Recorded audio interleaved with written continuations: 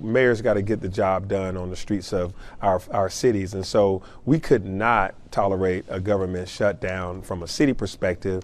You know, the federal government is dealing with that every other quarter or so. It gives us a little heartburn. We're hopeful that they get through this one as well. But there are federal agencies that are within the city of Atlanta, from TSA to the FAA at the world's busiest airport to, of course, there's some national parks like the King Center is a national park in the city of Atlanta, which is, you know, one of the most visited places in the United States, and so many other things that the federal government, of course, there's federal employees from the IRS to the various institutions. So a government shutdown by the feds affect our cities across America in a major way. We'll get through it. We'll still be able to do what we need to do, but think about all the funding that goes to various households through the federal government. It's just intolerable to see all this wrangling each and every time.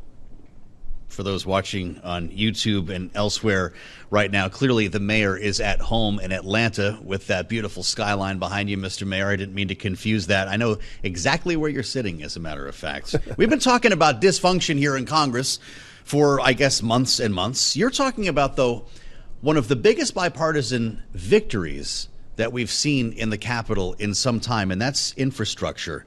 And you've got your own $750 million infrastructure project that you're talking about in Atlanta. I'd like to hear more about it, beginning with how you're paying for it. Will that be helped by the federal law? Yeah, so we are very thankful for the Biden and Harris bipartisan infrastructure law that really brought a lot of dollars to the city of Atlanta and all the cities across this country. That's been very helpful, as well as the Inflation Reduction Act, the CHIPS Act. We're taking it all to be able to help the residents of Atlanta. We also did our own bond last year, which is the Moving Atlanta Forward bond, because we have this great credit rating, the highest in the city's history.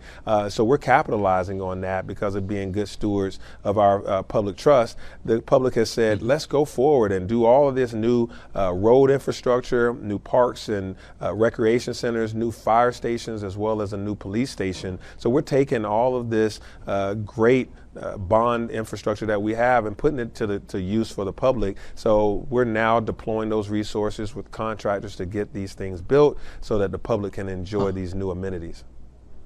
So you're at the contracting stage already. Do you have the workers to do all those jobs?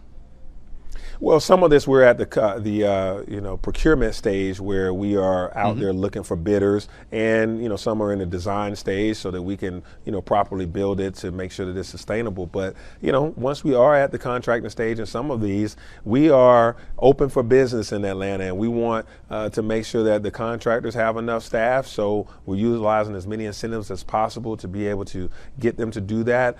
We would love to do more workforce development so that individuals can learn these trades to do more construction jobs so they can have middle income wages. That's part of the bipartisan infrastructure law, which was to not only do the construction, but to have workforce development for people to have a skill. And we're working on all ends to be able to do that.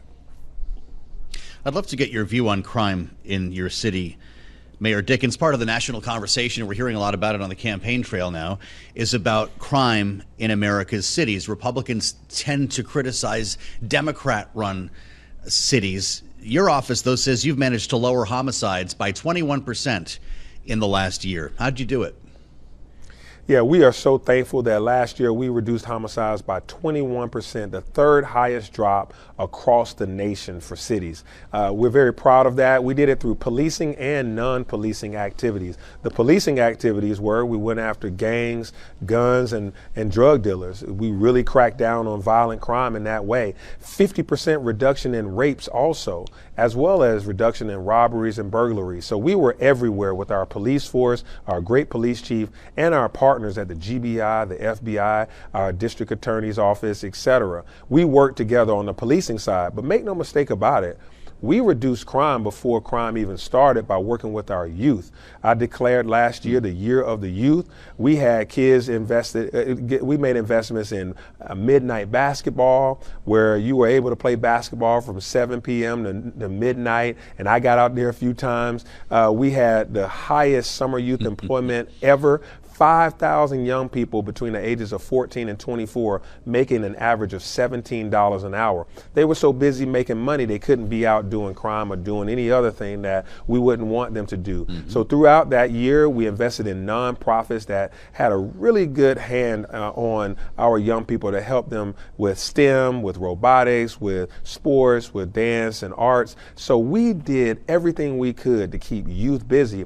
We brought down youth crime by 46%. So when you bring down youth violent crime, you bring down overall crime. And we had an overall message through our violence interrupters. We were going out there talking to grown folks, telling them, hey, no retaliation. Let's learn how to de-escalate issues, because so much of the crime that we saw was intrapersonal, people that knew each other. So overall, we're thankful. Now, when you get 21% homicides, people are thankful about it, but they're like, let's do it again this year and again and again. So while you say that Republicans point to Democrat-led cities as crime-ridden, we don't see it that way. I work very closely with a Republican governor, and I'm a Democratic mayor, and we work together to bring down violent crime, and that's through policing and non-policing efforts. As we consider law enforcement, Mr. Mayor, I have to ask you about District Attorney Fani Willis, now a household name because of her case against former President Donald Trump. You made a personal appearance in court to support her. Considering the sensitivity in this case, I wonder if you can talk in our remaining couple of minutes about this. Why not turn to someone else who is not shrouded in controversy to lead this case? Well, first of all, if we talk about somebody who's shrouded in controversy, that would be the former President Donald J. Trump. So when someone says Fani is in some controversy, we've literally watched a president that's been in controversy for most of my entire life, and definitely my political life. So I wanted to go to court the other day to say that Fani Willis is actually not on trial. Who is on trial is the former president of the United States, who has been accused of trying to steal an election where 4 people in his orbit, 4 people that work with him or for him, have pled guilty to that in that very same court. And so what I came there to say was Fani Willis is not on trial. She's standing up here looking, like she's on trial, but she's not. And I didn't want her to feel like she was alone. She needs to continue to do the job that she's doing, which is to bring prosecution forth on this case, as well as all the other cases. As I mentioned, this is a group project in Atlanta of how we bring down violent crime. Fani Willis and the DA's office has been very instrumental in our gang charges and our drug dealing, prosecution of drug dealers, as well as those gun runners and the various people that do harm in our community. We want her to continue to do that work, take the spotlight off of her for, the things that she's being accused of and the things that are personal. Her personal life, she can manage that, and others can help her manage that. For me, I need a DA that's going to help bring down violent crime and make sure we have trusted elections in America.